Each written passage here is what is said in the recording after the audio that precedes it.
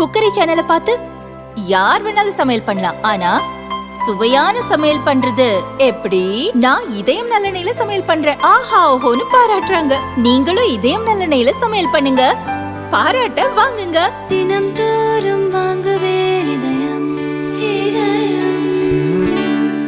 தூத்துக்குடி மாவட்டத்தில் கடந்த ஆண்டு டிசம்பர் 17, 18ஆம் தேதிகளில் பெய்த கனமழையால் ஏற்பட்ட வெள்ளம் அம்மாவட்டத்தையே புரட்டி போட்டது.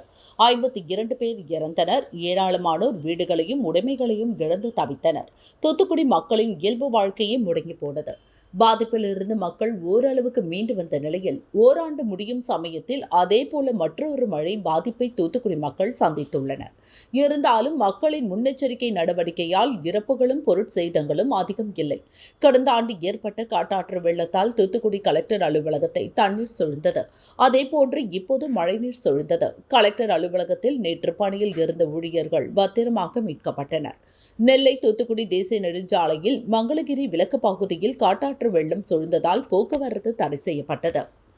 குறைந்த அளவு மழை பெய்தாலே பாதிப்பு ஏற்படும் நிலையில்தான் தூத்துக்குடி அரசு மருத்துவமனை வளாகமும் உள்ளது. கடந்த ஆண்டு இங்கு மழைநீர் புகுந்ததில் பல கோடி ரூபாய் மதிப்பிலான மருத்துவ உபகரணங்கள் சேதமடைந்தன.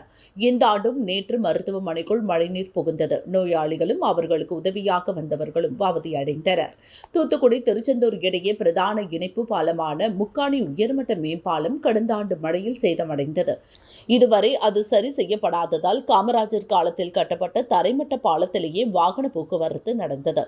தற்போது அந்த பாலமும் தண்ணீரில் மூழ்கியதால் வாகன போக்குவரத்து தடை உள்ளது. இதனால் திருச்செந்தூர் செல்ல பல கிலோமீட்டர் தொலைவு சுற்றி செல்ல வேண்டிய நிலை உள்ளது. கடந்த ஆண்டு வழக்கத்தை விட அதிகமாக பெய்த கனமழையால் வெள்ளம் பெருகி கடும் பாதிப்பை சந்தித்த பிறகும் வெள்ளம் வடிய எந்த நடவடிக்கையும் எடுக்காததால் இந்த ஆண்டும் அதே நிலை நீடிப்பது தூத்துக்குடி மக்களிடையே அதிருப்தியை ஏற்படுத்தியுள்ளது.